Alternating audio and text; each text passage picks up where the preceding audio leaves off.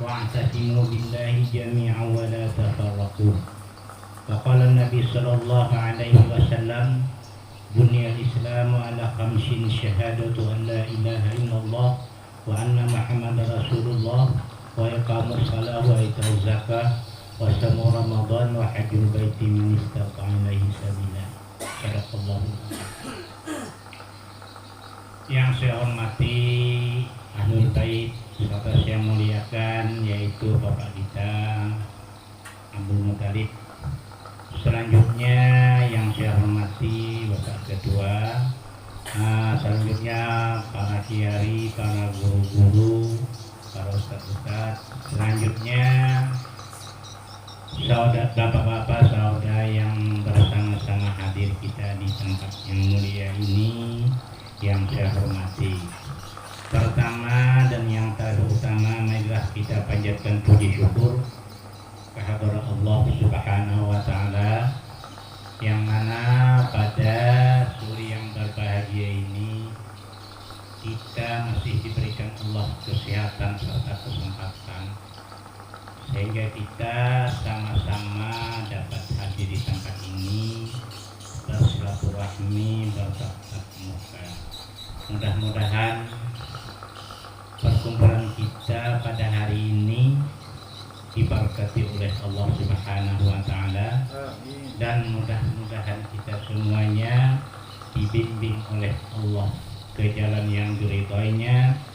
Mudah-mudahan kita dibukakannya pintu-pintu kebaikan, pintu rahmat serta maghfirahnya, dan mudah-mudahan kita semuanya dibukakannya pintu ilmu yang bermanfaat serta rezeki yang murah serta berberkah, dan mudah-mudahan kita dibukakan oleh Allah Ta'ala pintu kekuatan serta kesehatan.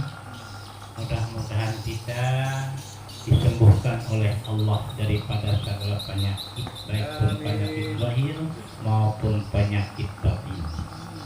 Selanjutnya mudah-mudahan kita yang sempat hadir di tempat ini mudah-mudahan dimudahkan oleh Allah segala pekerjaan kita dan urusan kita dunia wal akhirah, dan juga senantiasa kita mari memohon kepada Allah mudah-mudahan kita semuanya diberikan oleh Allah Ta'ala akan anak yang salih dan salihah, yaitu anak yang bertakwa kepada Allah dan anak yang cinta kepada Rasulullah serta anak yang berbakti kepada ibu bapaknya. Amin ya rabbal alamin. Alhamdulillah kita ucapkan ya, hari ini kita sama-sama dapat bersama. Nah, dalam kesempatan ini barangkali saya ini apa yang saya dapat sampaikan ya, mau ini menyampaikan umpamanya tentang syariat. Saya yakin maksudnya yang hadir ini mungkin lebih lagi daripada saya sampaikan ulang masalah akidah ma'rifah. Mungkin dalam kita yang hadir ini ada yang menjadi tentang masalah dan demikian yang lainnya. Jadi apa yang kira-kira dapat saya sampaikan? Nah ini. Nah, dalam kesempatan ini mengambil waktu yang singkat ini, saya ingin menyampaikan ya ilmu-ilmu ataupun penyampaian guru kita, salah satunya ialah di guru kita yang mengajar di Sa'adatul Dain, yang mana pada waktu itu dipimpin ataupun mudirnya Kiai Haji Jadawi. Saya yang mana pada waktu itu rakis mualliminnya ialah Kiai Haji Zaini. Pada waktu saya masuk ke Madrasah Sa'adatul Dain yang berlakunya tahun 75 ya. Jadi sampai saya keluar di sana 1981. Jadi saya menetap di Madrasah Sa'adatul Dain itu selama 6 tahun. Nah, jadi kalau hitung-hitung saya ini termasuk anaknya Pak Yosale. Jadi ibu kita adalah Samuderayan, dia ini termasuk anak yang tertua. Julak. Tapi barangkali beliau ini masih julak dari saya. Dia julak tadi ya. Berarti ada 2 julak di sini. Ada 2 julak lagi ya. Memang tadi 74. Termasuk itu bapak kita Kiai Haji Faridi. Ya, Pak Saleh itu sama itu sudah. Jadi yang sekarang ini kami tinggal di Subarang itu adalah meneruskan bangunan pondok pesantren yang dibangun oleh Kiai Haji. Jadi kita nih jangan pulanglah beranggapan remaja sedang kena panuhannya tuh paling kasih. Juga kita beranak sapuluh saleh. Kadang-kadang nak harap engkau kan kayak itu. Kalau aja ada poster aja nang panuhannya nih yang ada kayak itu. Banyak kayak orang anak dari nang panuhan yang paling nakal. Ini maaf katulah. Saya ini yang nyaman kalau sudah ceramah kayak ini, nasihat kayak ini bahasanya bahasa Banjarnya. Namanya boleh. Paham jadi yang mengkatinkan bahasa keluar. Yang keluar sebenarnya. Cuman kalau sengajakah lain keluar sana. Kalau anak-anak kan kalau Banjarmasin kada tahu. Ya, jadi saya ini yang bisa bahasa ini nang lancar. Menghandap bahasa Bugis. Lama saya tuh lawas kumpulan Bugis, pernah kada bisa. Jangkau panjang itu mungkin hampir 10 tahun di samping rumah ini Bugis ada mau. Karena Bugis yang di sana dia tidak mau jual cerita-cerita begini enggak bahasa Banjarnya Bugis kebanjaran. Jadi saya masuk ke sana pada 1975 hingga saya keluar tuh 1981. Jadi selama 6 tahun. Ya.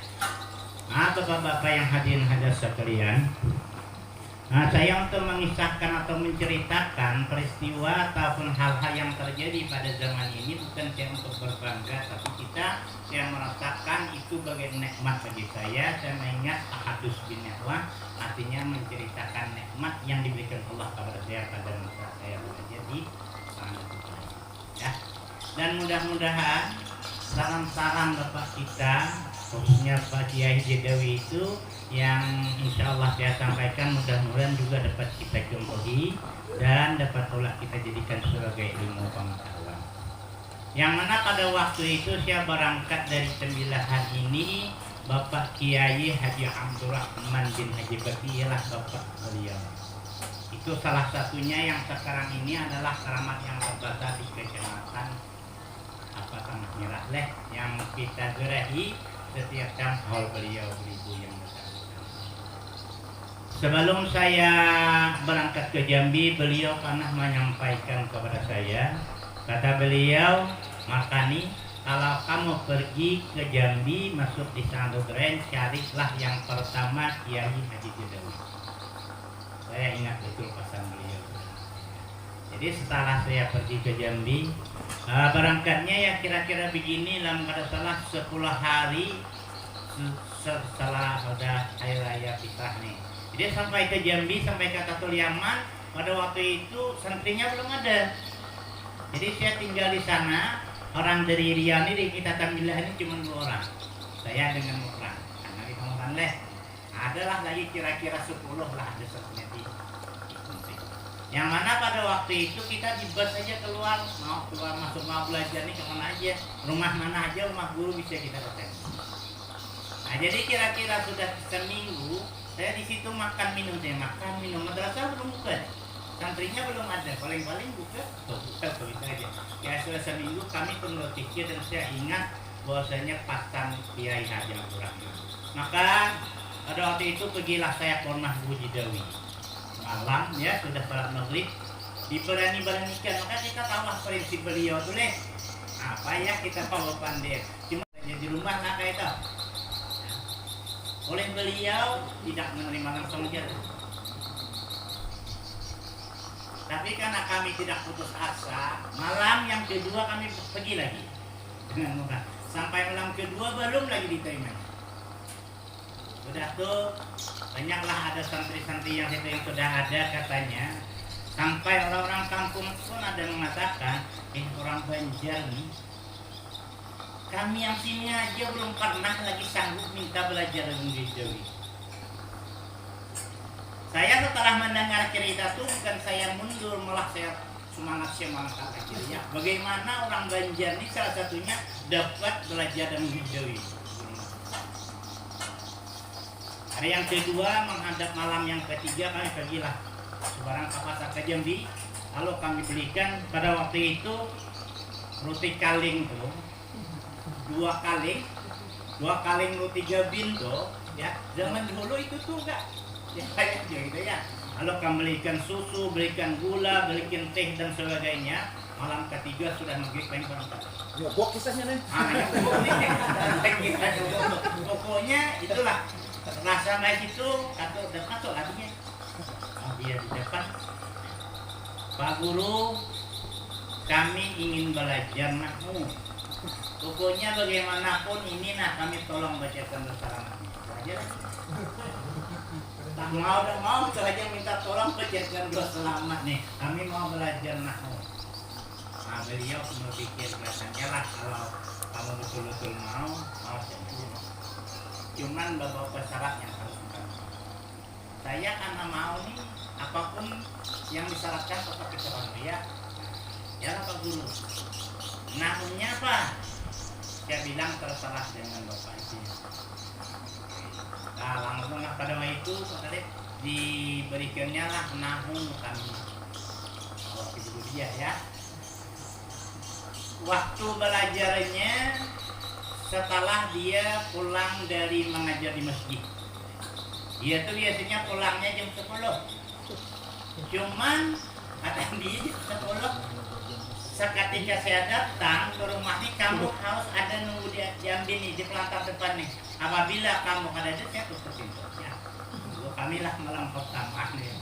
Nah situ kan tunggu berdua tadi. Dia kira-kira mau pulang sudah dekat jam 10 kami dulu pulang. Dia datang kami sudah ada nunggu. Pura-pura tenang baca kita. Dia naik bukan naik jalan pintu depan, beliau langsung naik jalan pintu belakang. Naik pintu belakang, hidupkannya lampu, hidupkan lampu di depan. Dia bukan langsung buka pintu, mungkin sempat dia mentelah atau beribadah atau tidur belum tahu. Terkadang-kadang jam 12 dia. Bisa jam 12 bisa juga.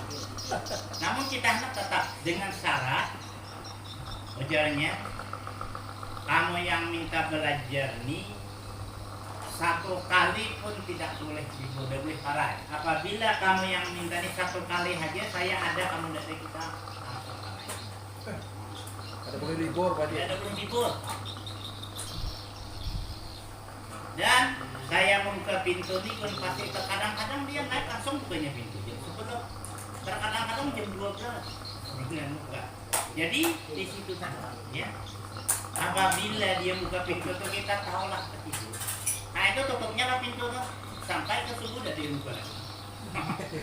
Nah, kami alami. Jadi daya karena kita memang ingin mau belajar dengan beliau tuh sanggupilah. Langsunglah belajar malam ya. Jadi yang belajar kayak itu tuh selama 2 tahun. Selesai namun mutamimah tadi. Jadi saya tahun tuh puasa pertama udah bisa pulang.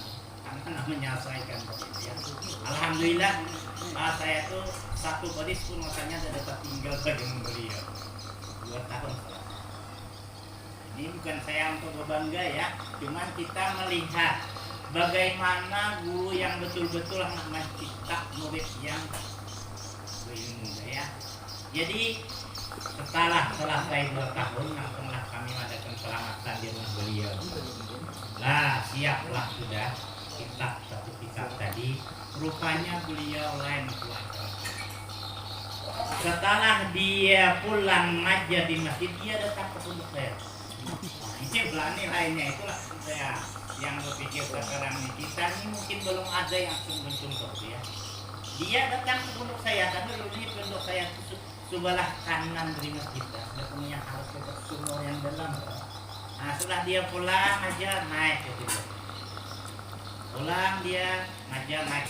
Saya sudah tahu paham beliau tuh disiapkan air teh secangkir ya, air tehnya yang zaman dulu tuh tehnya teh daun. Ukurannya pun kalau tidak sesuai dia tidak jadi minum. Jadi saya siapkan kalau air teh daun tuh kalau dia sudah ngambang nanti saya ini sih. Ya, artinya apa? Kantalnya. Jadi saya siapkan dia naik langsung minum. Nah, dia ada tempat tidur itu berindah dia. Nah, saya apa saja kitab yang mau baca. Nah, itu dia. Ini rasanya sak anuan kita ya, nah, itu kira dulu tadi yang betul-betul. Nah, jadi ya berapa pulang lamanya nanti balik langsung ke selesai. Jadi apapun yang saya mau ditanyakan, mau dilajarkan, silahkan jadi sambil balik. Kadang-kadang dia pulang jam 12, ya antar lagi sampai ke pintunya. 2 tahun lah yang berulang-ulang ke rumah.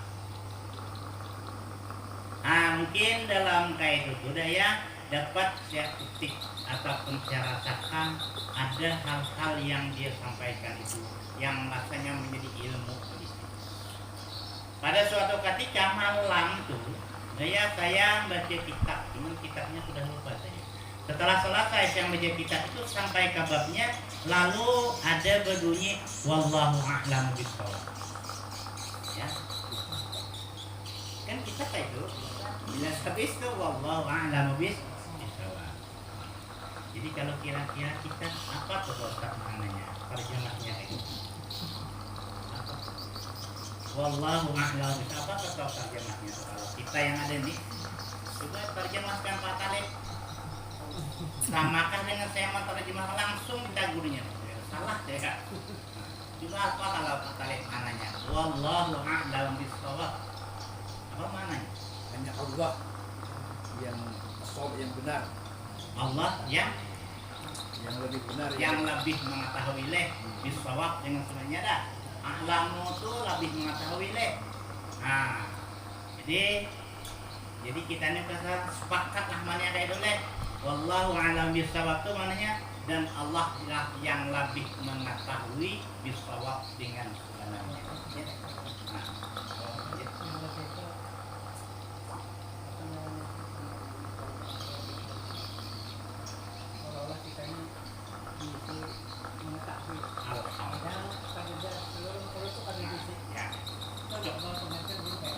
Jadi pada waktu itu Pak Talib langsung saya terjemahkan wallahu a'lam bishawab dan Allah lah yang lebih mengetahui. Salah kata beliau.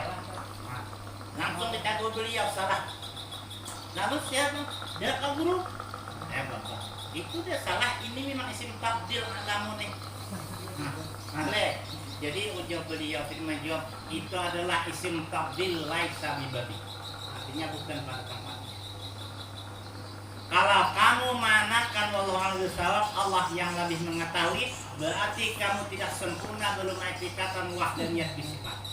Belum lagi hakikat artinya Allah Taala itu pada sifat. Belum lagi wahdaniyah pada sifat. Karena ilmu itu adalah satu sifat daripada sifat Allah. Kita mengatakan wahdaniyah, maka itu jadi sini baru wahdaniyah. Alhamdulillah. Nah, kali ada beliau punya ilmu deh. Hanya itu langsung. Jadi ujar sini engkau manakan kayak itu nah Allah yang lebih mengetahui berarti ada lagi yang mengetahui selain Allah. Kita berarti tahu cuman kita ada lebih tahu juga cuman yang lebih Allah berarti dua yang bersifat ilmu. Maka di situ. Makanya jadi sampai kita tangkap. Iya lah betul ya.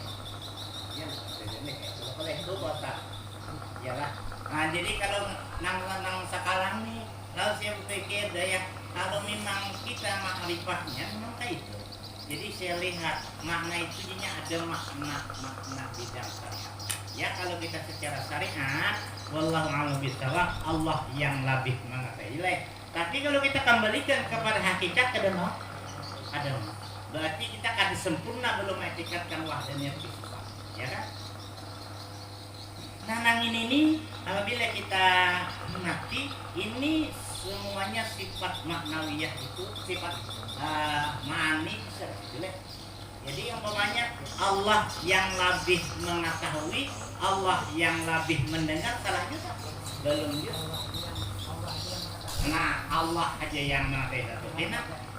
Allah aja yang mendengar, Allah saja yang melihat, Allah saja yang berkata-kata. Berarti kita tidak ada punya sifat yang tujuh tadi, yang sifat ma'ani itu ada di kita, cuma memang adanya di kita cuma terhadap.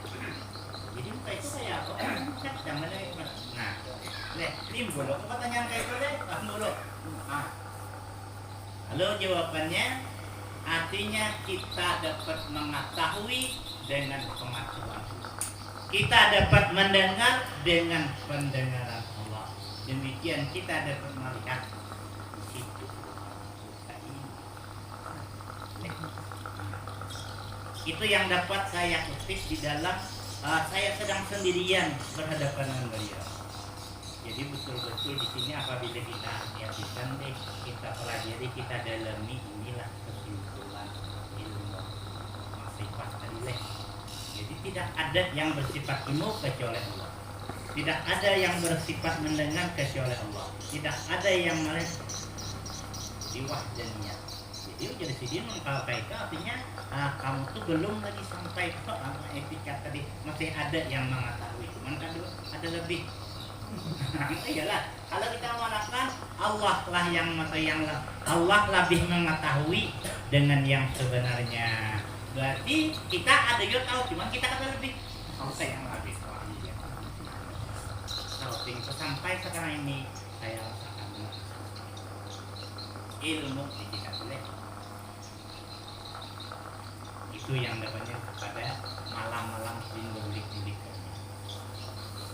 Yang kedua, ya, karena kita ini waktunya apa? Ada bang lagi, kita ringkas-ringkaskan aja nak. Yang kedua saya dapati pada waktu beliau tuh datang ke pondok setiap malam tuh ya. Nah, ini tidak ada catatannya, cuma saya rasa. Pada waktu itu saya mengambil kesempatan mengisi waktu setiap imbas-imbas selesai sama yang fardu tetap saya isi dengan pengajian karena bebas nih. Sudah maghrib saya pergi ke rumah guru Ali, sudah isya nanti pergi lagi ke rumah guru yang lain, sehingga sampai 5 waktu itu 5 tempat pengajian. Artinya kan ada kosong, ada yang nganggur namanya ada ya. Nanti udah sembahyang subuh ngaji dengan Kiai Jidenile, sudah tuh jam 8 lagi nanti masuk pulang ke masa. Kita sudah zuhur ngaji lagi, sudah asar biasanya dengan Kiai Jidewi kami di Nusa. Sudah maghrib pagi ke tempat Haji Guru Ali.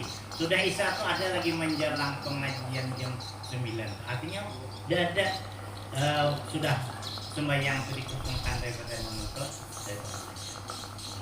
Jadi beliau tadi daya menyampaikan makanya bagaimanapun kamu rajinnya menuntut ilmu, artinya belajar ilmu yang dapat kamu amalkan nanti sekadar cinta guru kepadamu.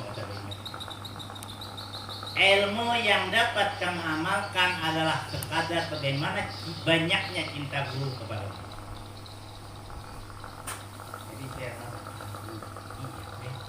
nah itulah kita antara kita dengan. Jadi setelah itu lalu saya berusaha ya.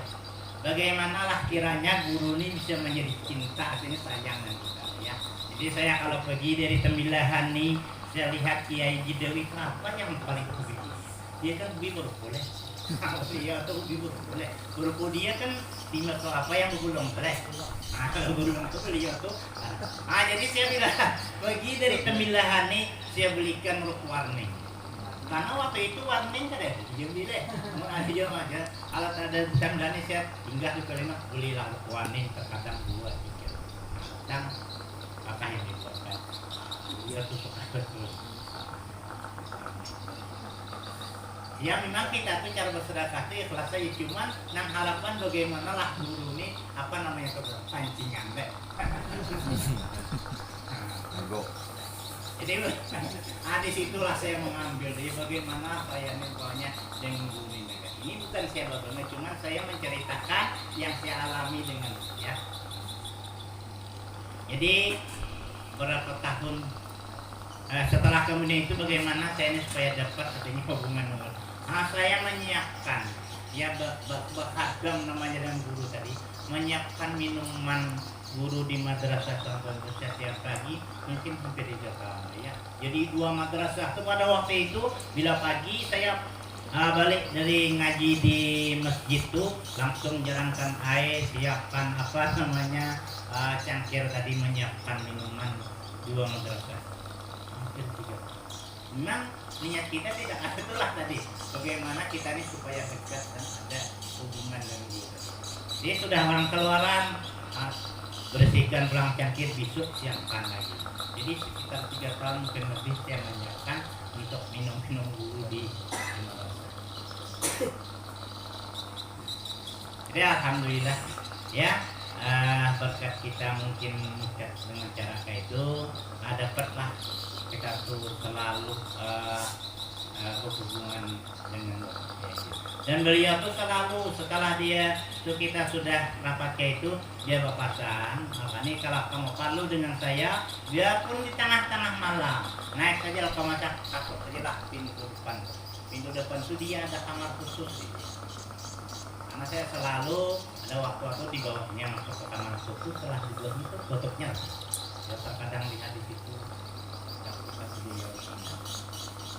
jadi di kamar depan itu ada sih. Jadi kadang-kadang kalau saya ada keperluan jam sabar kah, kalau dia ada datang ke rumah tuh saya bisa ya.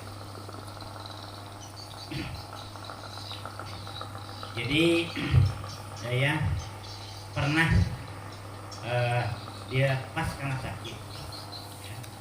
Jadi setelah paginya saya dapat berita beliau itu sakit, datanglah saya ke sana melihat memang kuat sakitnya beliau.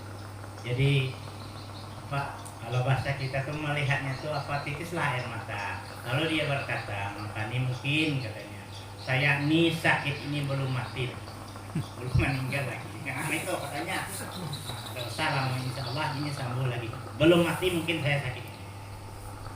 Kenapa Pak Guru? Karena ujarnya saya makanya masih bisa lagi membaca laqad ja'akum. Kenapa itu loh keadilannya deh Ustaz deh. Ya tahu tak? Karena katanya saya ini masih sampai lagi membaca laqad ja'akum rasulun min anfusikum azizun 'alaihi ma anittum harisun 'alaikum bil mu'minina ra'ufur rahim wa in tawallaw faqul hasbiyallahu la ilaha illa huwa 'alaihi tawakkaltu wa rabbul 'arsyil azim. Tapi jangan kita lihat untuk kejadian cuma kalau kok nah jadi kita ini baik loh bang, kita baca setiap kalau kita baca pagi berarti masih aja lagi itu memang bang kita lihat dan selalu juga orang-orang ceramah menyampaikan itu kita jadikan amalan kalau kita, tapi yang hafal tapinya nggak ada hafal aja lah siapa angkalnya dapat juga nggak ada lagi banyak ada mati deh nih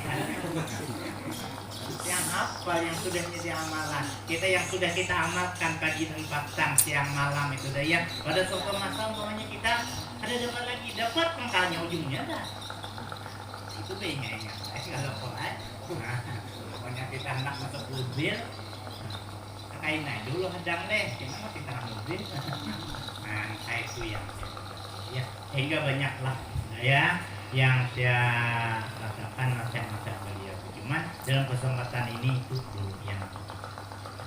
yang kedua yang sebagai betul-betul ialah Kiai Zaid, yang mana beliau itu sempat juga saya untuk membawakan kitab-kitab beliau.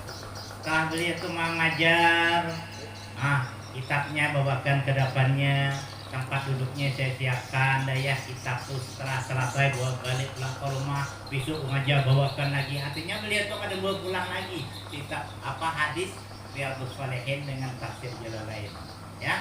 Di setiap pagi itu saya kitab dia belum datang sudah siapkan situ tempat duduk beliau tuh, lalu saya bawakan kitab, dia tinggal buka saja lagi, terkadang tahun ini belum. Itu tuh jadi sempat beberapa tahun yang berkhadam namanya ke Kiai. Yang lalu saya sampaikan jadi beliau tuh ada juga meninggalkan kepada saya. Dengan ringkas saja kata Kiai Zaini Markani, kamu jangan berpegang kepada sahabat, berpeganglah kepada Musabbibil Asbab. Ini karena beliau tuh kayak nih, artinya dengan dia tuh apapun yang keperluannya tuh saya siapkan. Mungkin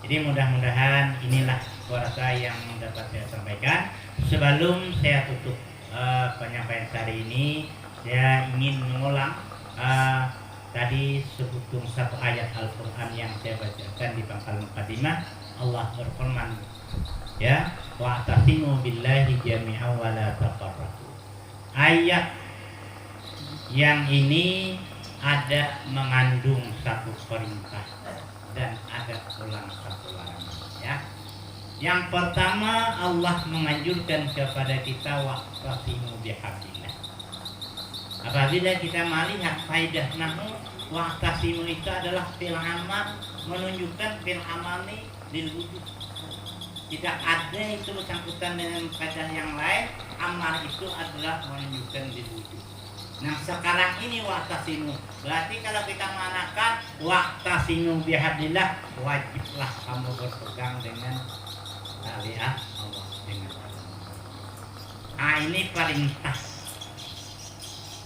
Jadi kita nih maka itu kalau boleh kita tetap berpegang dengan agama Allah. Apapun yang kita kerjakan, kita jangan lepas daripada mengikut agama Allah. Baik pun kita seorang petani, bertanilah dengan mengikut ajaran agama Allah. Apapun kita guru pun kayak itu aja, betul. Artinya jangan lepas kita berpegang dengan agama Allah. Nih, kita mengadakan, mari kita ya dengan yang ikhlas karena Allah. Mudah-mudahan adanya persatuan ini, agama ini semakin meningkat dengan lebar. Itu perintah. Yang kedua adalah larangan di dalam ayat tadi, wala tafarraq. Ini pun menunjukkan artinya jangan kamu bercerai-berai. Jadi kita ini disuruh bersatu. Bersatu ini pertamanya kita di rumah tangga. Baru setelah bersatu kita di rumah tangga bahwa kita akan masyarakat. Kita bersatu di rumah tangga juga. Kalau kita sebagai suami ingin membangun pondok pesantren lah, tapi tidak bersatu dengan istri bisa. Ada mau ke kita. Jadi kita di rumah tadi harus bersatu pertamanya kita dengan laki istri. Apapun yang kita rencanakan, tapi kalau kita tidak bersatu dengan orang rumah kita, dengan istri kita, maka tidak mau terjadi. Ya umpamanya ketuanya Pak Ketua ingin melaksanakan umrah, umpamanya uangnya ada, tapi istri tidak setuju, lalu tidak mau terjadi. Maka itu kita wala tafarraqu, jangan bercerai-berai. Lalu kalau kita dapat membantu di rumah tangga kita bersatu apa yang kita rencanakan dalam kebaikan, insya Allah. Setelah itu lalu kita terjunlah, kita gunakan, kita bersatu pulang dalam masyarakat. Apapun di dalam masyarakat tadi kita ingin membangun, taruhlah kita membangun pengajian, majelis taklim, itu tidak bisa lepas daripada kita bersatu. Kalau kita tidak bersatu, betapa kita ingin mengajar, tapi orang yang belajar kada datang, bisa deh. Ada bisa. Jadi kita perlu banget itu adalah kita hayati, wajib kita bersatu dalam membangun agama Allah. Ini nangka ini nih. Wajib kita bersatu 50 ganda ya. Bagaimana supaya persatuan kita ini bisa semakin lama semakin lanjut. Dan mudah-mudahan ini dapat kita jadikan sebagai pegangan kita. Apapun yang kita rencanakan untuk kebaikan meningkatkan agama Allah, mari kita selalu bersatu, jangan selalu cerai-berai.